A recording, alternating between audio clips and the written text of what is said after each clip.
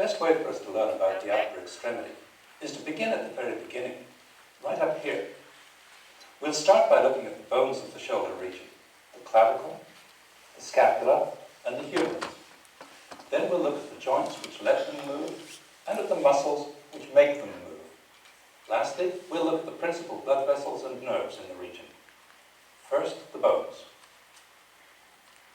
The bones that connect the upper extremity to the trunk are the clavicle, or collarbone. Too loud? And the scapula, or shoulder blade. Too loud? The parts of them that we can feel beneath the skin can be seen in this dissection. Here's the spine of the scapula. Here's the clavicle. In the dry skeleton, here's the clavicle. Here's the scapula. The proximal long bone of the upper extremity, the humerus, articulates with the scapula at the shoulder joint. The scapula and clavicle articulate with the bones of the thorax at one point only, here, at the sternoclavicular joint. How many joints are there? The lateral end of Two. the clavicle articulates with this projection on the scapula, the acromion, forming the acromioclavicular joint. Apart from this one very movable bony linkage, the scapula is held onto the body entirely by muscles. It's thus capable of a wide range of movement, upward and downward, and also forward and backward, around the chest wall. Looking at the clavicle from above, we can see that it's slightly S-shaped, with a forward curve to its medial half. At its medial end, this large joint surface articulates with the sternum. At the lateral end, this smaller surface articulates with the scapula. On the underside, massive ligaments are attached, here laterally and here medially. The scapula is a much more complicated bone. The flat part, or blade, is roughly triangular, with an upper border, a lateral border, and a medial border. The blade isn't really flat. It's a little curved to fit the curve of the chest wall. This smooth concave surface is the glenoid fossa. It's the articular surface for the shoulder joint. Above and below the glenoid fossa are the supraglenoid tubercle and the infraglenoid tubercle, where two tendons are attached, as we'll see. A prominent bony ridge, the spine of the scapula, arises from the dorsal surface and divides it into the supraspinous fossa and the infraspinous fossa. At its lateral end, the spine gives rise to this flat angulated projection, the acromion, which stands completely clear of the bone. The clavicle articulates with the scapula, here at the tip of the acromion. This other projection, looking like a bent finger, is the coracoid process. Here's how the clavicle and the scapula look in the living body. Round the edge of the shallow glenoid fossa, a rim of fibrocartilage, the glenoid labrum, makes the socket of the shoulder joint both wider and deeper. This flat ligament, the coracoacromial ligament, joins the coracoid process to the acromion.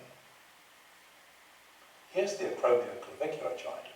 Two strong ligaments, the trapezoid in front and the conoid behind, fix the underside of the clavicle to the coracoid process. There's very little movement at the acromioclavicular joint. As we've seen, the medial end of the clavicle articulates with the sternum at the sternoclavicular joint. Strong ligaments between the clavicle and the sternum, and between the clavicle and the underlying first rib, keep the two bones together, but permit an impressive range of motion. Up and down, and backward and forward. Now let's see how the clavicle and the scapula move relative to the trunk. Upward movement of the scapula is called elevation. Downward movement is called depression. Forward movement around the trunk is called protraction. The opposite movement is retraction. This movement is called upward rotation. The opposite movement is downward rotation. In real life, these movements of the scapula are often combined. The range of motion of the scapula provides fully 1/3 of the total range of motion of the humerus relative to the body, sometimes more. Without this movement of the scapula, we'd only be able to abduct our arm to here. That's as far as the shoulder joint goes before bone hits bone. It's scapular movement that lets us get all the way to here. Now let's look at the shoulder joint. To understand the shoulder joint, let's get acquainted with the upper half of the humerus. This is the head of the humerus. The articular surface is half of a sphere. On the anterior aspect is a well-marked groove, known as the bicipital groove, because the tendon of the long head of the biceps runs in it. At the proximal end of the groove are the lesser tubercle and the greater tubercle.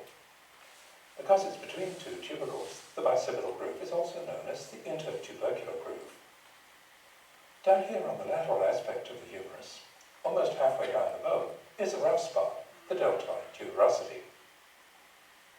Here's the shoulder joint, also known as the glenohumeral joint. You see the capsule? This loose sleeve of tissue It's pretty which loose. encloses the joint is the joint capsule. The capsule doesn't hold the bones together. It's quite a weak structure. What it does is to permit movement. The structures which hold the two bones together are muscles, as we'll see. Here's the tendon of one of those muscles. Let's look at the movements that can occur at the shoulder joint. Movement forward and upward is called flexion. Movement downward and backward is called extension. Movement away from the side of the body is abduction. The opposite movement is adduction. Rotation which moves the front of the arm towards the body is internal rotation. Rotation the other way is external rotation. Now that we've taken a look at the bones, joints and ligaments, let's spend about a minute reviewing what we've seen so far. This should be easy for you. Here's the clavicle for an easy start. On the scapula, here's the blade, the glenoid fossa, the supraglenoid and infraglenoid tubercles, the spine of the scapula, the supraspinous and infraspinous fossa, I should have turned off the sound Yeah, and probably. made you guys talk. and the coracoid process. Here's the proximal humerus with the head, the greater tubercle and lesser tubercle, the bicipital groove, and the deltoid tuberosity. Here's the sternoclavicular joint, and here's the acromioclavicular joint with the conoid ligament and the trapezoid ligament. On the scapula, here's the glenoid labrum and the coracoacromial ligament. So you see the labrum, how it seats, Lastly, makes the here's the capsule of the shoulder glenoid joint. a little better to seat the humerus.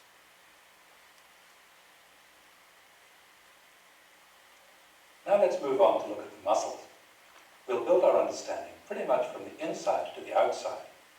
First, we'll look at the deepest muscles, the ones that go from the scapula to the humerus.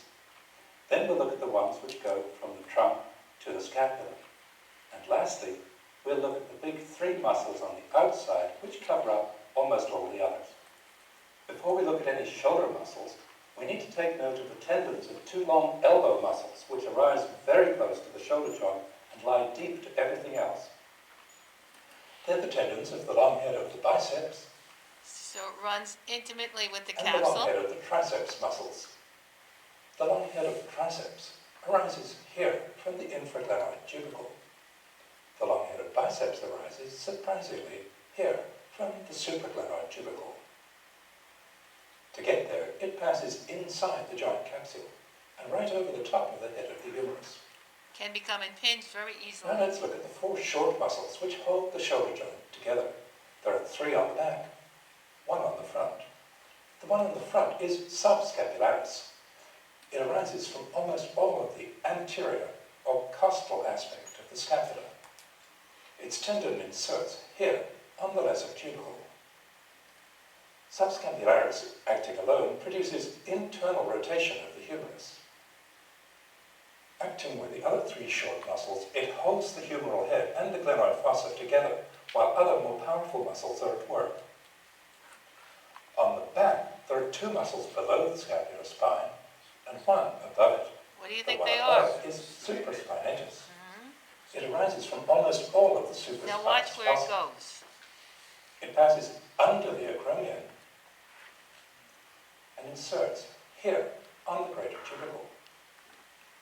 The tendon of supraspinatus runs through a tight spot between the acromion and the head of the humerus. There's a synovial-lined pocket, a bursa, here between it and the acromion. Supraspinatus initiates abduction of the humerus. The two muscles below the spine are infraspinatus and teres minor. Between them they arise from almost all of the infraspinous fossa. Infraspinatus here, teres minor here. Infraspinatus inserts here on the back of the greater tubercle, teres minor just below it.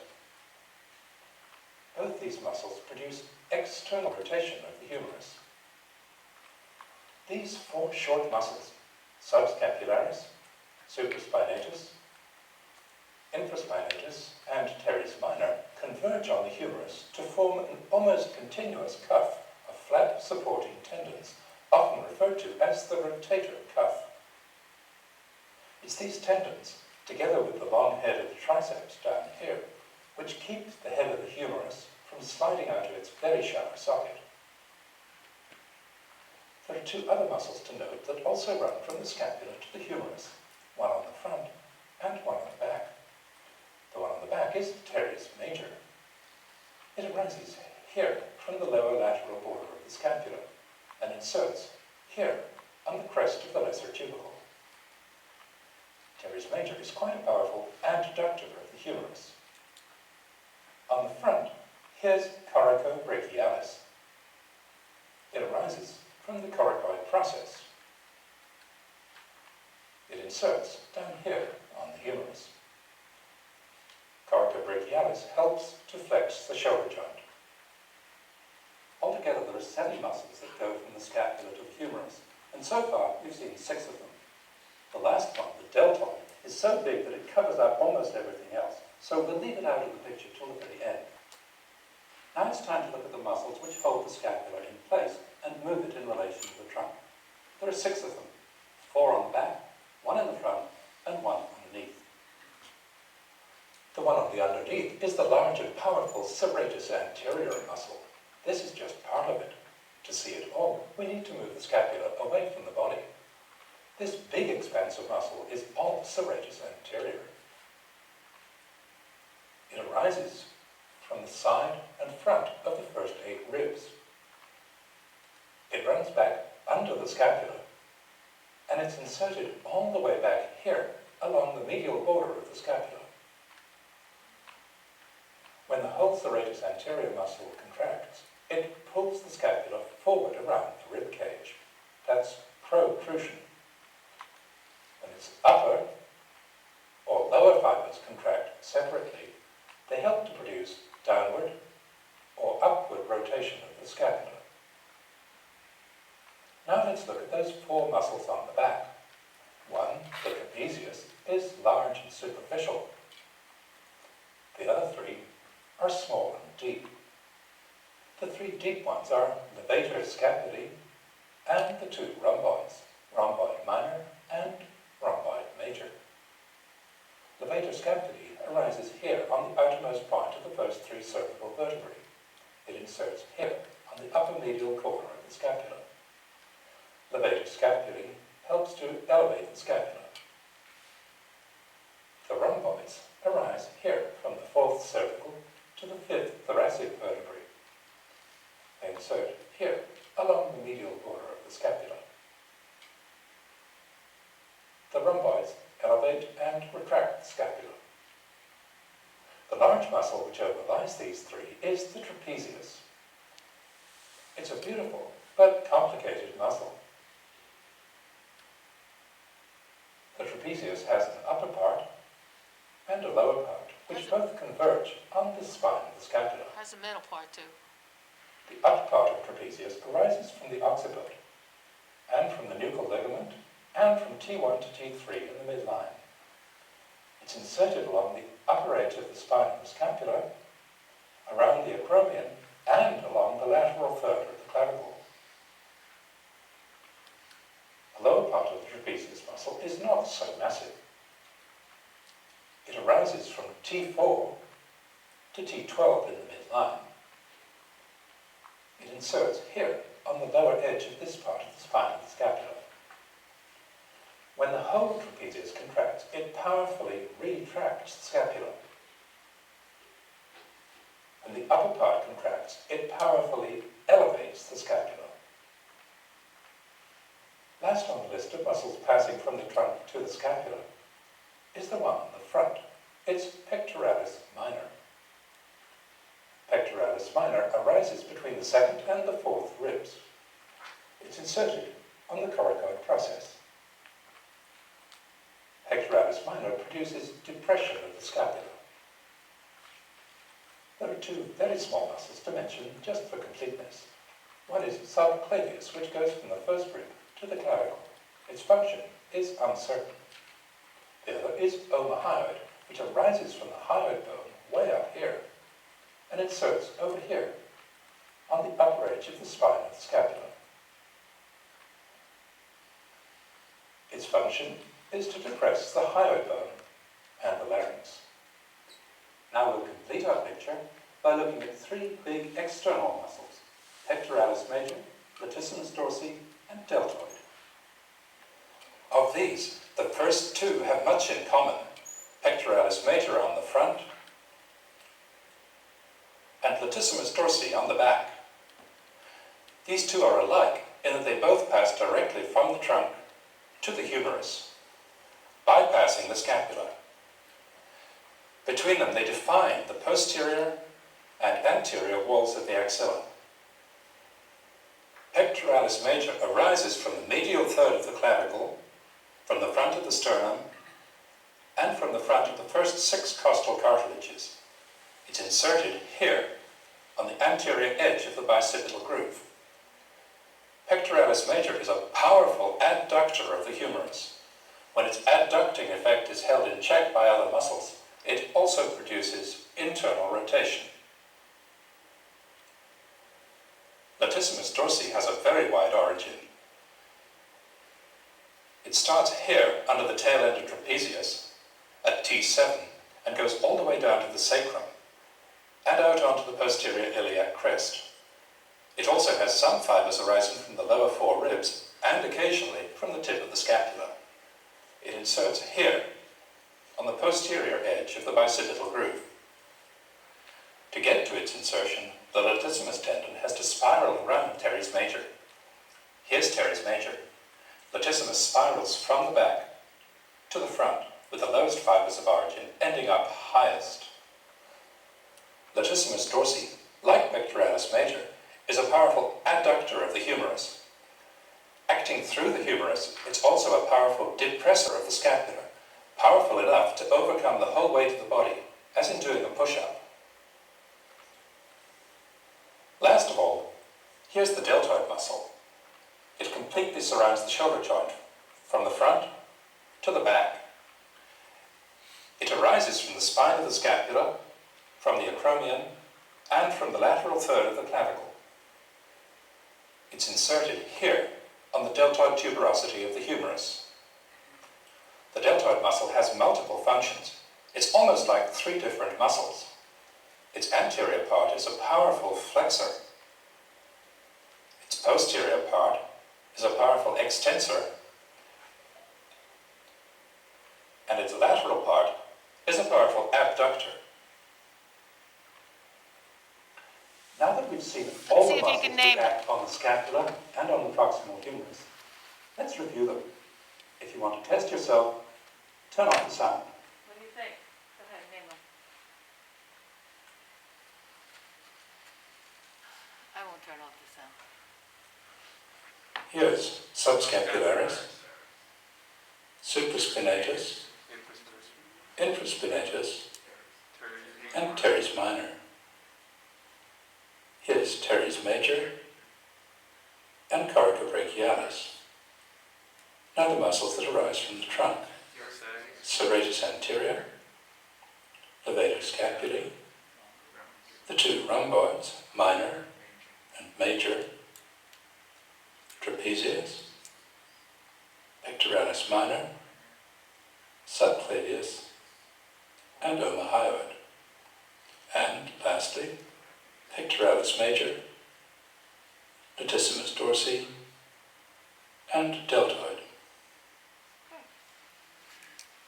Okie dokie. Can you email that video to us so we can put it on the drive? We've covered a lot of ground. Hold I on. suggest you take a break before you watch the rest of the tape. Right. You do suggest that, huh? All right.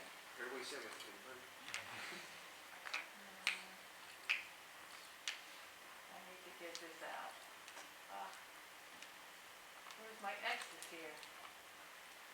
I think it's like hidden up in the right corner. It's like on the video, right there. Yeah. Okay.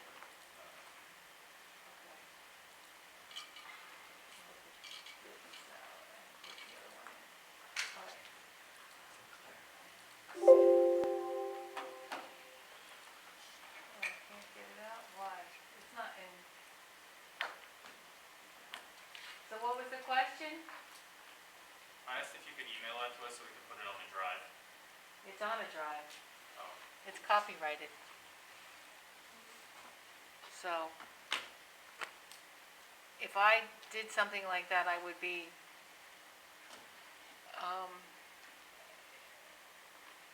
well, if I leave it somewhere, Yeah, I mean, you could accidentally send it in an email.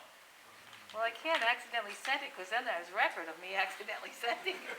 Well, if you accidentally leave it open and I accidentally download it on our USB, If I and accidentally leave upload it somewhere, yeah, I could accidentally do that. much appreciated. I could accidentally do that, yes. Okay.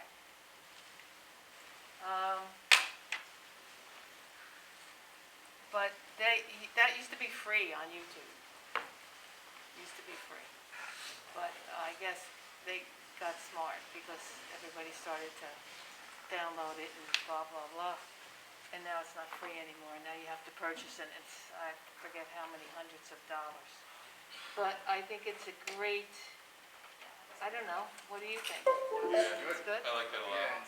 Yeah, and Yeah, just like any kind of anatomy, there's a lot of variations in it. We were discussing, some people email me about different things about anatomy, such as does the anterior, posterior communicating artery attach the anterior and the posterior? Yes.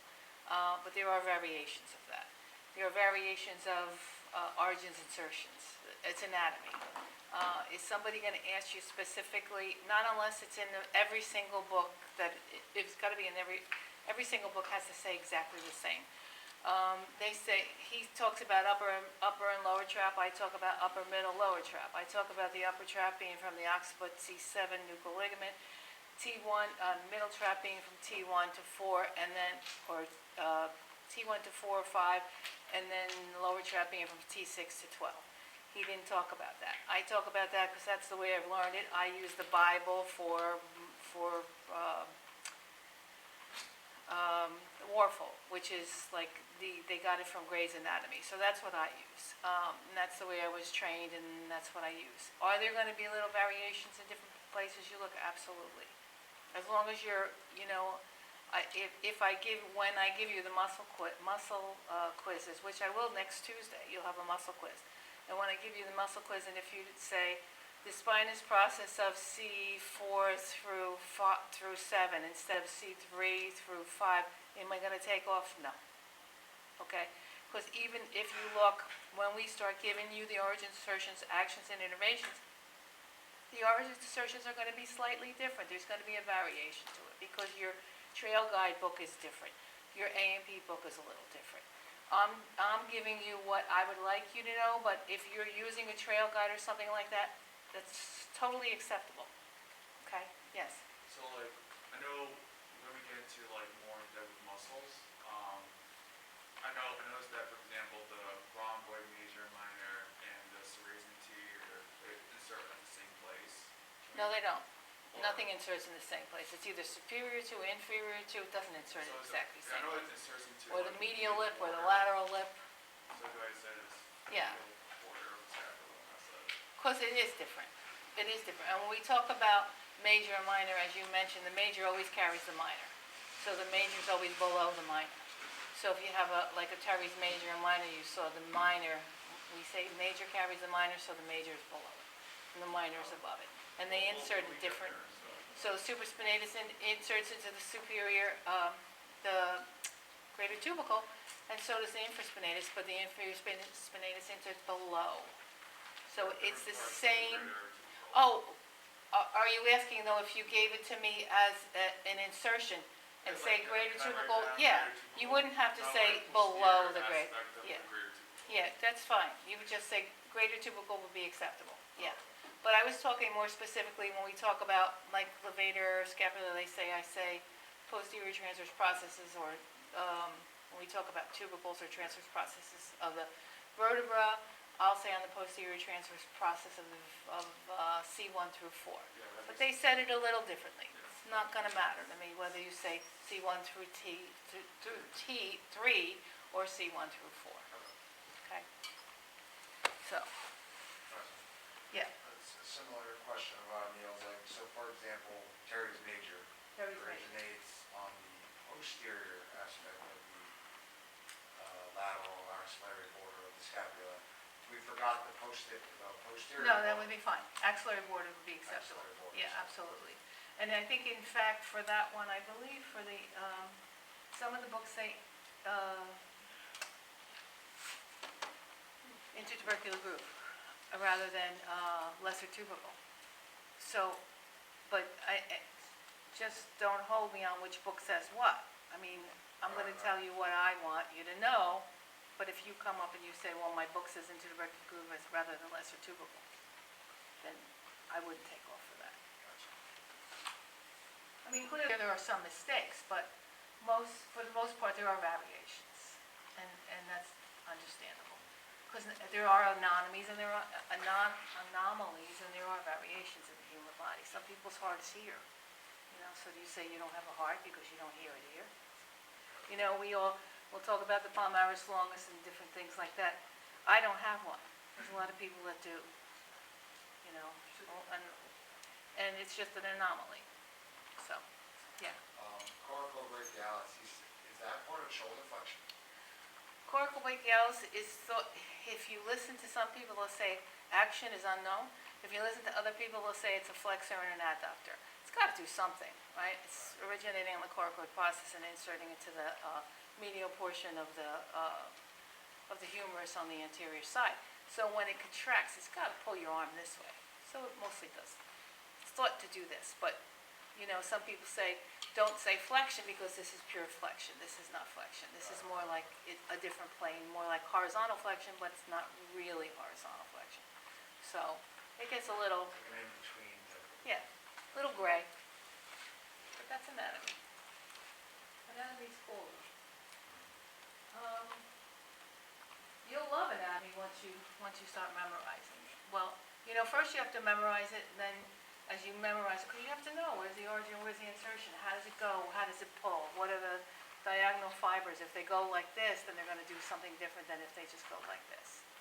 So for now, I want you to remember, so far we've talked about the sits muscles, and we've said, and there are internal and external rotators of the shoulder. I'll tell you prior to, there are always ways to remember these things, right? So how do we remember the rotator cuff muscles by sits? Supraspinatus, infraspinatus, teres minor, and subscapularis. Which of these is an internal rotator? Subscap is an internal rotator. What's the frozen shoulder? What is frozen shoulder? What's capsulitis, adhesive capsulitis? It's frozen shoulder, right, Jay? Capsular pattern. You saw what a capsule was today, yes? There's a lot of redundancy, a lot of movement in that capsule, so we have great deal of range of motion of the shoulder. So we have to have freedom to move, but if that capsule is restricted in any way, can you see that the humerus won't move? Okay. So, and the capsular pattern that is associated with the movement problems are that external rotation is limited greater than abduction, which is limited greater than internal rotation, so the least limited would be internal rotation. However, the tightest muscle would be the internal rotators, and the prime internal rotator is the subscapularis. We saw what the subscapularis is. Beautiful, right? It's beautiful. It's on the anterior part of the scapula. It's known on something known, it's originating on the subscapular fossa. Then we have that spine of the scapula. Remember from your anatomy, that the bones? We have an infraspinatus, which is under the spine, and we have a supraspinatus. Yes? Okay. What's the ligament that makes a little foramen, Devin? Oh, the transverse. Transverse scapular ligament, right? It makes a little foramen, and what's in that foramen? Suprascapular nerve. Do you remember that? No? No? Did you say no? You said no? Yeah. So you didn't read anything on the weekends? All right. Okay.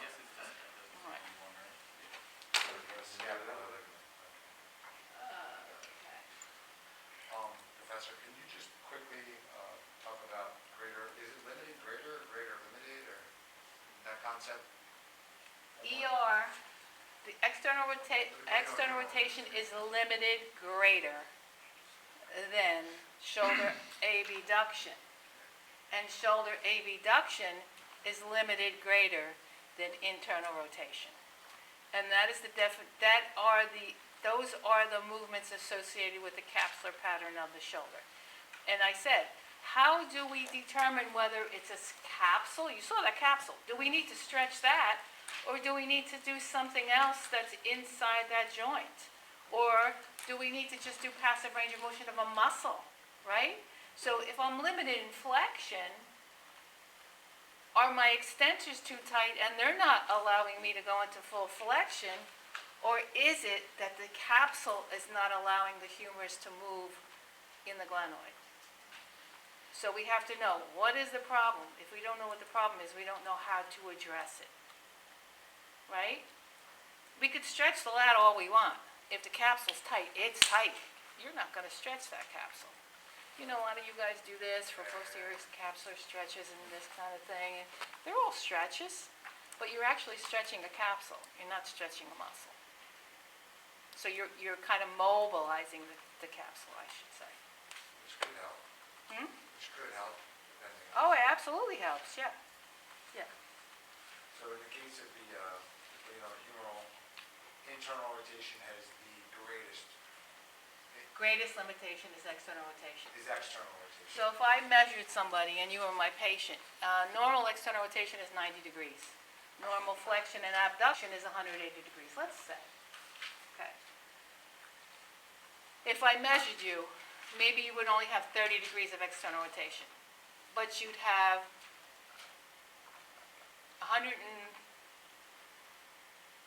degrees of abduction, or 130 degrees of abduction, let's say, and you'd have 75 degrees of internal rotation. So if we know that internal and external rotation are 90 degrees, which one's most limited? The external rotation, yes? Right. And if we know that abduction should be 180 degrees and it's 140, it's limited, yes? So, if I measured you and said, these are my findings, and I'm saying them to myself, okay, I think this person has a capsular problem more than any kind of other restriction. So now I know I'm dealing with adhesive capsulitis. So now I need to mobilize the capsule. That's all. So this is okay, so. It's gonna give me my course of action. I don't want to get too far off, but we're talking about internal rotation. That's about 90 right there. Is that what we're talking about? So you're saying if I can only go maybe. But internal rotation is also this. yeah. It also involves the scapula and the clavicle. There's other things involved in internal rotation here. But internal rotation grossly is in normal is about 70 degrees. Okay, I gave you a little bit more than 70 degrees. But is the internal rotation limited secondary to an external rotator that's tight, or is it limited secondary to a capsule that's not allowing the bone to move in the joint? Yes? Yeah? How do we figure that out? That's for later. Well, yeah, I'll tell you, eventually, you know, Okay. don't put the cart, you gotta learn this first, Right. okay? So you got a lot to learn. You learned a lot already. Okay. Right? You learned a lot? I hope so. Okay, so then I have to keep curving back.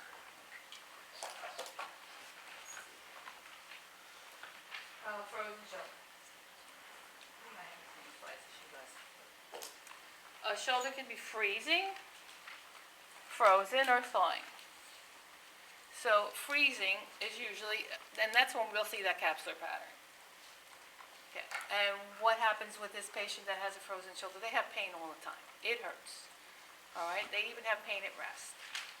So this patient comes in, usually these people that have frozen shoulders start out with something else. Maybe they start out with a tendinitis, and then what do you do when you have a tendinitis and it's painful to move? You don't move, right? So you start eliminating moving your hand overhead. Or you start eliminating put your hand behind your back. So then what happens over time? You don't realize it, but it starts to get stiff. So you start to compensate, right? You start to use the scapulothoracic joint. You start to do this instead of this. So eventually over time it'll start to freeze. So it may start with some kind of an inflammatory process, such as an impingement. And when we talk about impingement syndromes, right now we're really going to talk about subacromial impingements. And we didn't define the fact that they could be a primary impingement or a secondary impingement. So let's just say there's something that becomes pinched, right? Generally, it is the supraspinatus that's involved. Not always, but generally it is. The subscapularis will have trigger points if you have a frozen shoulder. So you'll see subscapular trigger points, yes? So, just really quick though, so in regards to like freezing shoulder, frozen shoulders, like are they usually like secondary to a bigger problem? Yes, there's usually secondary to some kind of an impingement or something you've had first. Tendinitis, impingement, tear, Leads to frozen, something else. freezing. Yeah, and then the shoulder starts to freeze because it's not moving. Okay? So subscapularis will be trigger points, and those points will limit the external rotation and the abduction. How do we find the subscap? Remember I told you the other day, subscap is located on the subscapular fossa. That's the anterior portion of the scapula. How do we feel that? We have to get those other muscles out of the way. So we lie somebody down, we abduct their arm, and then we go in gently to find the subscap and run our hand along it. It's not nice. Does not feel good, especially if somebody truly has subscapular trigger points. What's a trigger point? Trigger point is a taut band in the muscle that usually refers elsewhere. There's all kinds of trigger points. There's satellite, there are primary trigger points. Right now we'll just say that it's a taut band in the muscle that once you press it for like 90 seconds, it'll refer somewhere else. I'll give you a pretty classic example of one trigger point. I remember working with a woman for a very long time when I was very, very young in the field. And she was thought to have a supraspinatus tendinitis. And supraspinatus inserts into the greater tubercle. So, of course, I went to the greater tubercle. I did my little ultrasound, which is what you did then. I did my little transverse friction massage, which is what you did then. I kind of looked at the shoulder. I futzed around a little bit. And she really didn't have, no, that was not her. I'm sorry. That was a different thing. That was a calcific. Somebody came in with a tennis elbow. So where's tennis elbow? Lateral epicondyl, right? And what is it? It's an overuse syndrome, right? So you have a tendinitis. So she had a lot of pain here. So the doctor kept telling me to work on the tennis elbow. She had a trigger point. When I pressed it, she would jump like out of her chair. So I'm working on this. It's never getting better. She keeps coming back, it's getting worse. She's not playing tennis, nothing. I happen to find a trigger point book in the back, and I look at it. And I see, and this is when I had I better learn this. Trigger points, okay? Because we don't really teach trigger points here. Those are advanced courses, but you could certainly buy a great book, Travella Manel. Travella Manel on myofascial trigger points. Excellent book if you want it for Christmas or for Hanukkah or for whatever your holiday is. You could ask somebody to pick it up for you and give it to you as a gift. It's a great book. And it'll show you every trigger point in the body. And it's unbelievable because this is, when you can't figure out something, it may just be because it's a trigger point. So anyway, I looked in this book and it said supraspinatus. I said supraspinatus, what dermatomal segment is a supraspinatus? What roots are supraspinatus associated with? C5 and 6, right? C5 and 6. Where's C5? Where's C6? Lateral forearm, right? So I went back in the room and I put my finger into her supraspinatus, the body of supraspinatus, usually they're in the body, and I pressed hard and she said, ow, that's the pain I'm having here. And she had a supraspinatus problem and not a lateral epicondylitis. So I treated this and this went away. So it's pretty cool, right? I mean, that's when I learned the value of learning what trigger points are. And it's purely anatomy. It's anatomy. It's coming from a C5-6 root. It's got to go somewhere. There's a new one out now, the T4. It's amazing. It's just so interesting. T4 dysfunctions and T4 disorders. Now T4, they're saying there's autonomic, through the autonomic nervous system, it innervates the blood vessels of the arm.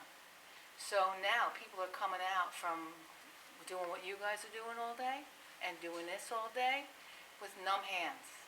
Secondary to dysfunction at the T4 level. Really, really cool stuff, yes. Does trigger point have any similarities to fibrotic adhesions? Can somebody tell me I what? think he said, does the trigger points have any relation to fibrotic adhesions? To fibrotic effusions? Adhesions. Fibrotic adhesions.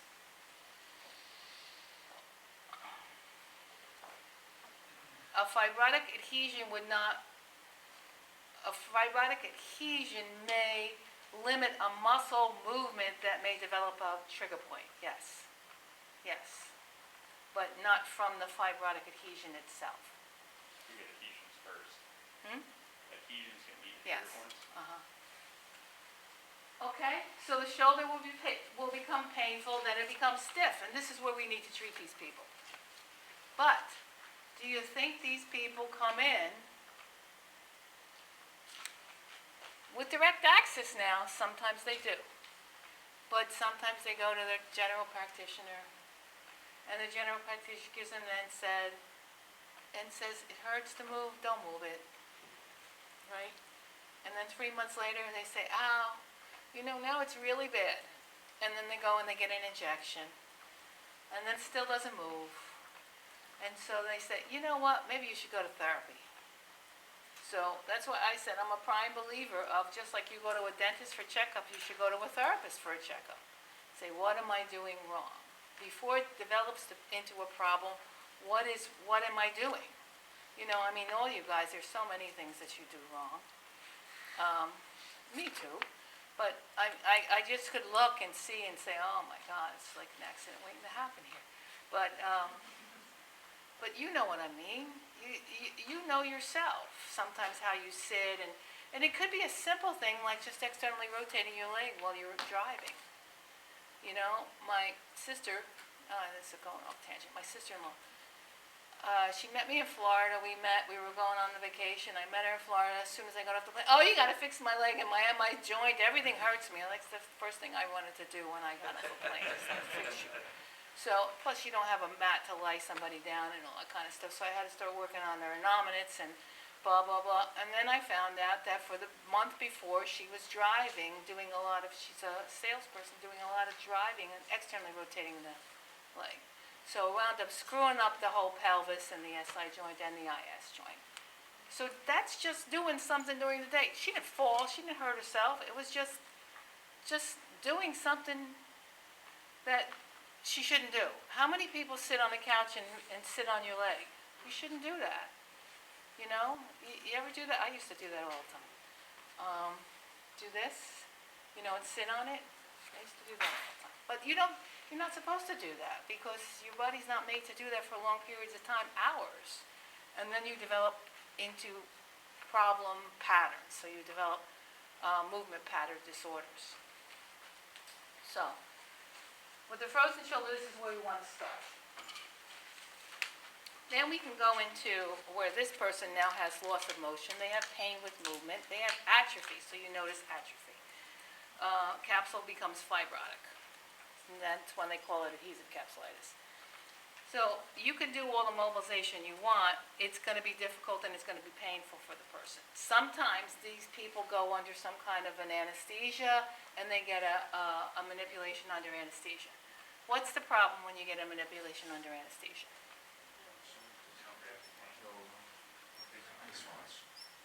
They get a manipulation, they take you through the full range of motion, you have the full range of motion. After the anesthesia and after the manipulation, it hurts.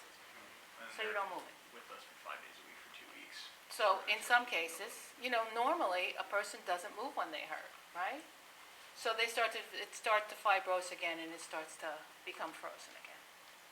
Unlike a therapist, like all of you probably, just like I did, when you get some kind of surgical intervention, you're probably going to do more than you need to do because you know what happens if you don't. But the normal person's going to say, it hurts, so it's not good to do this because it hurts. But, that's a whole big thing about why should you take an NSAID or why should you take an acetaminophen for pain, and I'm now going to block the pain, and I really don't know where you have pain. How am I going to evaluate you appropriately, and how are you going to stop doing what you need to do and do the right thing if now you've masked your pain? So there's a lot of theories behind this. But anyway, so you'll see atrophy, so visual atrophy. What's atrophy? Muscle shrinkage. And then finally, a thawing shoulder. Some people thaw automatically, the spontaneous recovery. It starts to become less stiff. And sometimes if you're in rehab for about a year, some therapist may say, I fixed them after a year. After a year, I don't think you're going to fix anybody. You need to get them early. You can work with them for a period of time. And this recovery can take a long time. So the objective measurements will start to show improvement with these people. And it also can occur, not uncommon to occur on the opposite side. I worked with a gentleman who was a statistician, and he had a frozen shoulder. Why? Because he was a very sedentary guy, really nice guy, wonderful statistician. What do you do when you're a statistician? You sit all day and you look at numbers. You never need to do this, right? He wasn't mechanical, so he didn't do this. He wasn't married, so he didn't have a to-do list. And he started to develop pain, like a problem with his shoulder, had a frozen shoulder, and about 3 years later he called me, he said, I have one on my other side now. Etiology unknown. What caused it? We don't know. Okay? But it's common. And it's rare in African Americans. For some reason. Don't know why. But so is sickle cell is high in African Americans and not in a Caucasian, right? All right. So, scapular kinematics. The scapula needs to move, and it's accompanied by movement of the shoulder, the glenohumeral joint, and these muscles work together to move both the scapula and the glenohumeral joint. Why do we need to externally rotate the shoulder when we do passive range of motion in an abduction? To clear the chromium process. Why do we need to do this? Isaiah?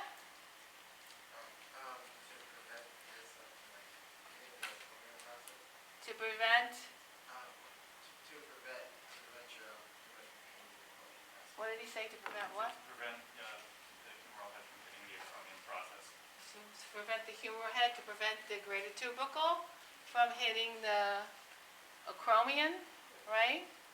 Okay, so that's why we need to externally rotate the humors.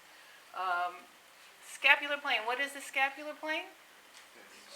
30 degrees. Scapular plane is midway between the sagittal and the coronal. Okay? So here's the sagittal plane, and here's the coronal plane, and here's the scapular plane. Plane of scaption. Why do we have a scaptional plane? Because the scapula doesn't sit on the ribs, like this. It sits on the ribs like this, angled anteriorly at a 30-degree angle, okay? So the scapula sits like this. And the movements that occur, or these type of movements, if you do an abduction exercise, I'm sure you've seen this for supraspinatus problems, they put a weight in somebody's hand and said, do this. That's exercises in the plane of scaptional plane. Lateral deltoid raise, we're raising a weight straight out to the side, assuming you don't break the 90 degrees. Are these bad for your shoulder? If you stop here, at this angle, straight out in the frontal plane. Is it bad for your Is it shoulder? bad for your shoulder in the long term, the supraspinatus, to come straight out to the side? Like, let's say you had dumbbells or bands or something like that, to come out to here. It's not bad for your shoulder as long as your scapula is moving correctly. If your scapula is not moving correctly, it is bad for your shoulder. Impingement over time.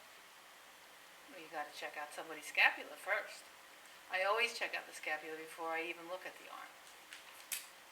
So it would need to be, the scapula would have to be doing what? If the scapula is depressed to begin with, or if it's upwardly rotated, or if it's elevated, these are things that you don't want to do. Or if you have an anteriorly medial glided humerus, it's not something you want to do. Just like those sleeper stretches. You know, everybody says, oh, do the sleeper, it's the best thing in the world. No, it's not. Or put your hands in and fall in. Oh, no. You know, like, you got to do a lot of examination first. That's why you go to school.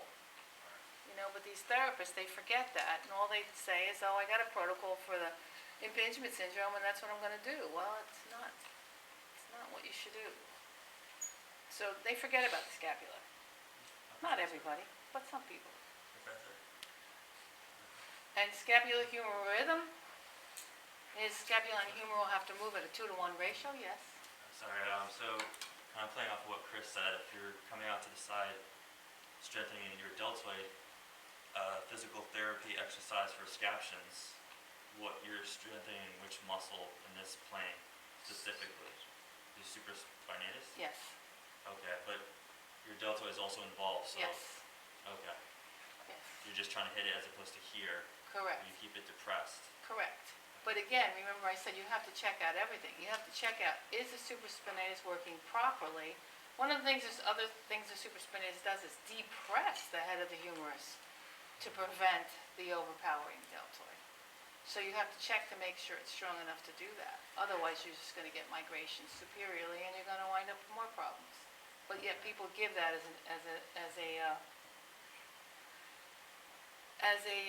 exercise for that. Yes. So, how far should the scapula be considered normal away from the spine? How far should the scapula move? No, because like, yeah, How far away from the scapula, from the spine should the scapula be? yeah, it could be considered like 3 inches. normal. 3 inches? 3 inches. So it's like you feel like 3 fingers. 3 inches, that's where it should be. If it's 4 inches away, then you're dealing with an abduction or an internal rotation if it looks like it's winging. Yeah, This is internal rotation of the Because based on scapula. the scapula plane you're talking about, like it looks like it's slightly projected, not fully No, projected. normal will be if you're 3 inches away, but it's angled anteriorly. Yeah, because it can't sit flush because of the curve of the rib cage. It can't sit flush. Okay, and if you take advanced courses like the Shirley Sarman course and all that kind of stuff, they'll tell you winging of the scapula is not true winging of the scapula unless you have long thoracic, unless you have, yes, palsy, like a long thoracic nerve damage, not a weakness, because they call that an internal rotation. But that's later. That's later. Okay. All right, so frontal plane scapula, posterior ribs, and plane of the scapula angle at a 30-degree. We're good with that? Yeah. I like Bashka because she says yes. Unless she doesn't know, then she says no. All right. Usually I take somebody up here, but we have a 2-to-1 ratio. Just know And it's different in different books again. Some people say after 30 degrees, I usually say after 60 degrees, after 60 degrees of shoulder flexion. Some books say 30. After 60 degrees of shoulder flexion, the scapula starts to move in conjunction with the humerus, and then the arm goes overhead. So in all total, the humerus will move 120 degrees and the scapula will move 60. Okay, so it's a God bless. So it's a 2-to-1 ratio. Okay? And if you don't believe me, then when we do our lab, and we will, we'll take our partners and we'll hold the scapula. Are you sick? No, I'm fine. Okay. We'll hold the we'll feel the inferior angle, and we'll hold the scapula. As the person starts to flex, we won't let the scapula move, and see what happens to the humerus. Goes nowhere. Okay? After 60 degrees, that scapula better move, because otherwise you won't have any movement. Okay? And as I said, some books say 30, no big deal, don't remember the number, but it's a 2-to-1 ratio. Okay, so for 120 degrees, the glenohumeral joint is, the motion is at the glenohumeral joint, and the scapulothoracic joint for 60 degrees. So when they say that it's 180 degrees 180. total, it's combining both. Correct. 180 degrees of flexion, and then 180 degrees of flexion is secondary to the 60 degrees from the scapulothoracic joint and the 120 degrees from the glenohumeral joint. Okay?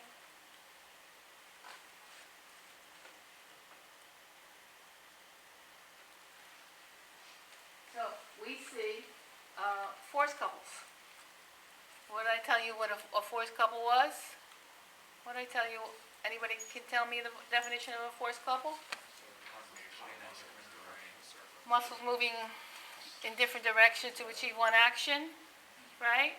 So I think I have that somewhere in your notes. So upward rotation requires the upper lower trap. So the upper pulls up, the lower pulls down, and the serratus pulls out.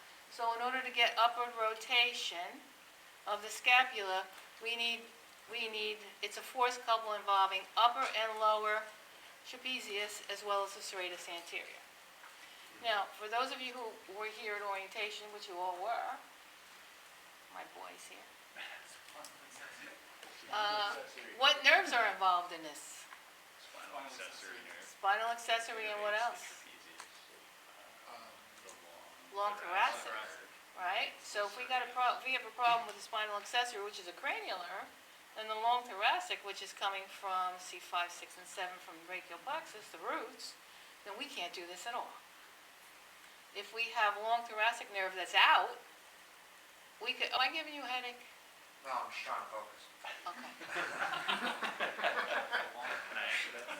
Because, you know, it's funny when you stand up here and you see people doing. It's like, okay, am I losing you? All right. So, this scapular upward rotation is a force couple associated with these three muscles. Upper trap, lower trap, serratus anterior. Okay? Please remember that. What? So, people that have adhesive capsulitis, or like, I've had like one or two people that I've worked with training wise that. Because you know nothing. Huh? Because you know nothing. They would, before they started their, any type of flexion, they would elevate their shoulder. So what are they doing? You tell me. So, yeah. You sat here. At some point, it would obviously stop, but it would, the entire motion would start from here. So what are they using? They're using their traps. What are they using? What joint? Oh, they're using the AC joint. No. What joint?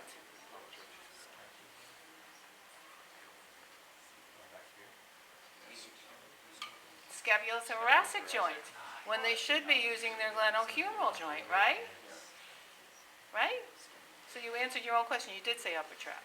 Yeah. So that is incorrect, correct? Yeah. All right. So you were saying when you were working with this patient and a frozen shoulder, and they did that. Go ahead. Go on. Yeah. No, I wasn't sure. Would that be due to lack of innervation from the long thoracic nerve? Not at or is it all. just- It would be because the capsule is restricting them in those other movements, right? Yes. Right? Yeah. Yeah, I'm not making fun of you. All right. I'm just making fun of you. No. No, I'm not. Can you repeat what you said? It's about just, the- it's just, I always make the point when people come in and say I'm a personal trainer. So, okay, we'll see. All right. Yeah, that's what I'm asking. But that, I couldn't no, address but that. I'm just teasing. I'm a therapist. Yes, Can you repeat what you said about the nerves again? okay. The nerves that innervate these muscles are the spinal accessory. Spinal accessory is a cranial nerve 11, that innervates the trapezius. And the long thoracic nerve innervates the serratus. So if I have some kind of palsy associated with this 11th cranial nerve, as well as the long thoracic, which is coming from C5, 6, and 7, I will not be able to have upward rotation of the scapula. So any issue with either one of those nerves will cause inability to do upward rotation? Correct. So what if you had a dysfunction for just the long thoracic? You would just get like slight rotation of the scapula from the upper and lower trap? If you had like spinal accessory damage? The long thoracic. Just the So the thoracic. serratus If you anterior. had damage, this is a good question.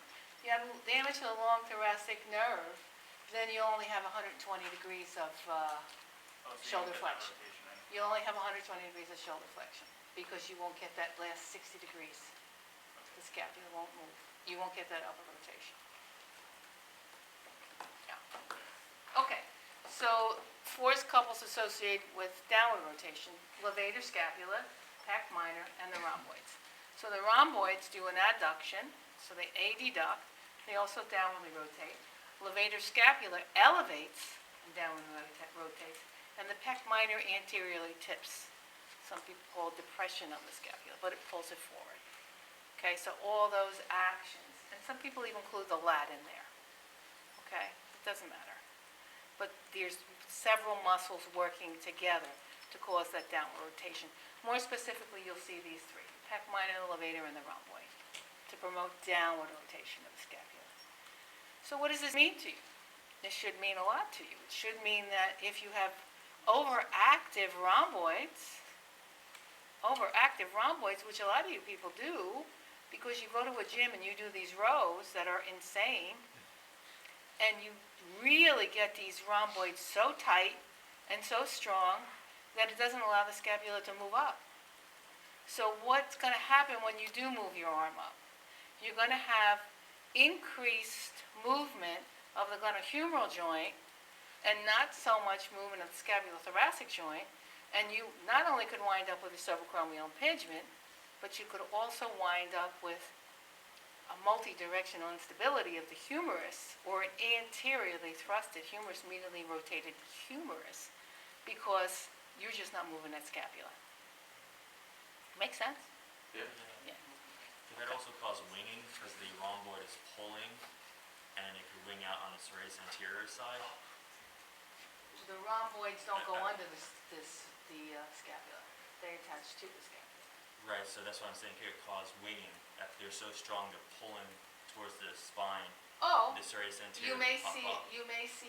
a laterally rotated scapula. I know what you're saying. So you may see a laterally rotated scapula. Okay, right. Which is pulling. unusual. That's very unusual. Okay. But you know, you could see anything. Yeah. But I understand what you're saying. But not so much that, really. It's rare, Yeah, it's greater the other way. Okay, so lower, upper serratus, you see rhomboids, you see levator, downward rotation of the scapula, upward rotation. We're cool with that? Okay. What time is it? Is it, because my, 12:42? I have time, right? 10 minutes? 3 minutes? Oh, 8 minutes, okay, just let me know, because I know some people have to go to work. My watch is going slow on me. All right, so when we have dislocation, traumatic dislocation usually occurred, anterior dislocations are much more common than posterior dislocations. And they usually occur second with this, a direct or an indirect force or trauma. So it usually occurs with abduction, external rotation, right? Somebody comes up behind me, hits me, I anteriorly dislocate. When I anteriorly dislocate, I usually get a rupture, a complete rupture of the rotator cuff, and occasionally a a lot of times, I may stretch that axillary nerve. And it can become injured. So the axillary nerve, what's associated with that axillary nerve? What muscles does that axillary nerve innervate? And we really haven't talked about these muscles yet. We will by the end of next week. But these axillary nerve innervates that deltoid, as well as the teres minor muscle. Okay? What do we know about the deltoid? AB ducts. It is the only muscle that's doing that.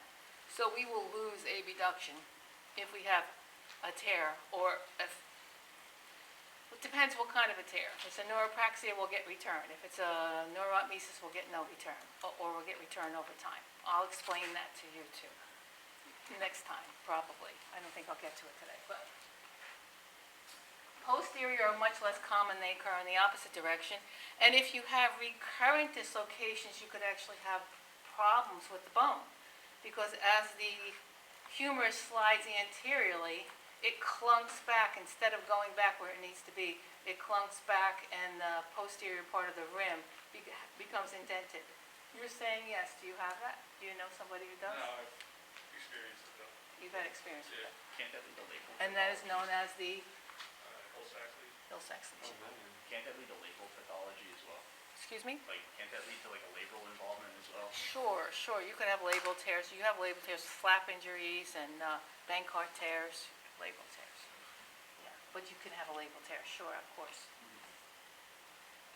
All right, so is this supposed to be down here? No. It's somewhat. No, It's like the model we had when That is a model. that's supposed to be here. That's where they got it. So on X-ray, you could see that there's a shoulder dislocation, yes? So when you say So here's the glenoid, right? And here's the head of the humerus. Yikes. These are just X-rays.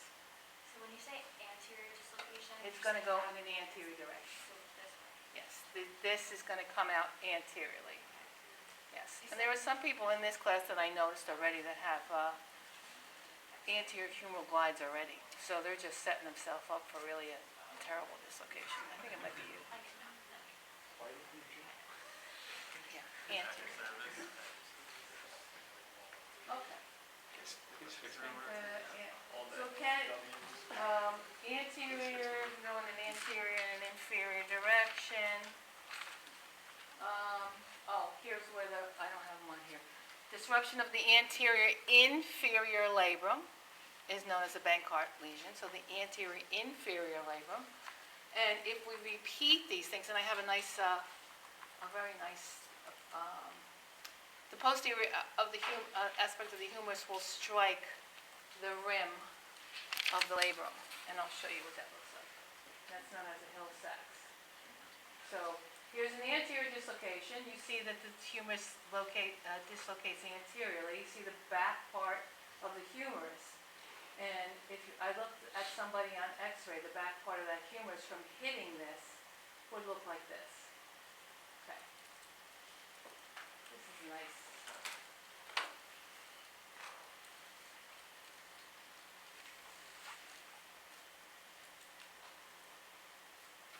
Essex lesion is evident in the back of the humeral head, which occurs during anterior shoulder dislocation, as the humeral head impacts against the front of the glenoid cavity of the scapula.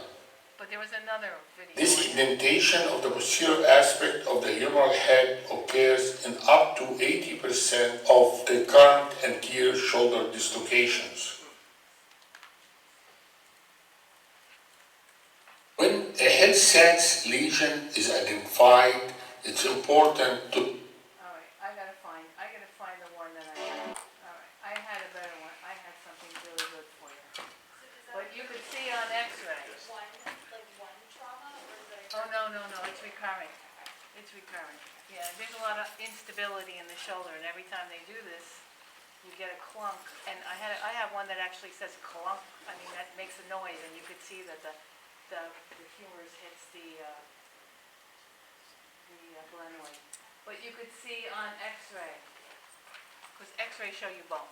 So you could see on X-ray, you could see the indentation, and the indentation is indicative of that Hill-Sachs lesion. Okay. Okay? So, is it time? All right. Let's just finish this. The proximal biceps tear, you can have a slap lesion. Slap lesion just stands for superior labral anterior to posterior. That's the direction. Superior labral tear, anterior to posterior. Proximal biceps tear, you can have a superior labral tear. Again, usually associated with those anterior dislocations. They do a debridement, they tack it down, usually with some kind of sutures or tacks itself. The Bankart tear also occurs with anterior dislocations, but the inferior labrum is involved. And the bony Bankart tear is when you have a bone that comes off too, a piece of bone that's come off to an avulsion. Okay? So we'll stop here, and then we'll talk about the rest.